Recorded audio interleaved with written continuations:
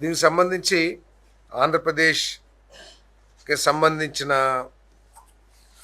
Capital అమరావతికి 5 సంవత్సరాల్లో జరిగిన తంతు ఏమిటో, ఏ విధంగా రాజధాని లేని రాష్ట్రంగా ఏ విధంగా వెనకబడిపోయింది మనందరికీ తెలిసిందే.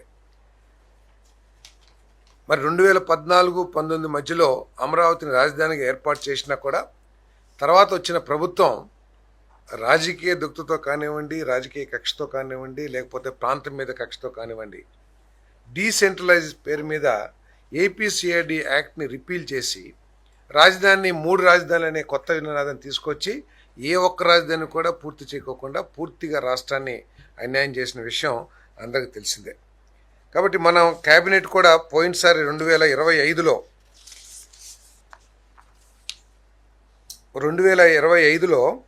క్యాబినెట్ ఆమోదం చేసి సేమ్ ప్రతిపాదనను కూడా పంపించడం జరిగింది. క్యాబినెట్ రిజల్యూషన్ నెంబర్ 148 ఆఫ్ 2025 8525న సేమ్ అమెండ్మెంట్ని పంపించడం జరిగింది గవర్నమెంట్ ఆఫ్ ఇండియాకి. కానీ భవిష్యత్తులో ఎవరో కూడా ఇటువంటి దుశ్చర్య కానివ్వండి, కక్షపూర్తి చర్యతో మరి ఈ క్యాపిటల్ని మార్చాలనే ఆలోచన చేయకూడదు. ఒక పర్మనెంట్ రాజధానిగా ఈ అమరావతి విరాజిల్లాలి అనే ఉద్దేశంతో మన అసెంబ్లీలో కూడా తీర్మానం చేయాలని చెప్పేసి నిర్ణయించడం జరిగింది. ఆ నిర్ణయాన్ని క్యాబినెట్ ఆమోదించిందని చెప్పేసి కూడా ఈ సందర్భంగా తెలియజేస్తాం.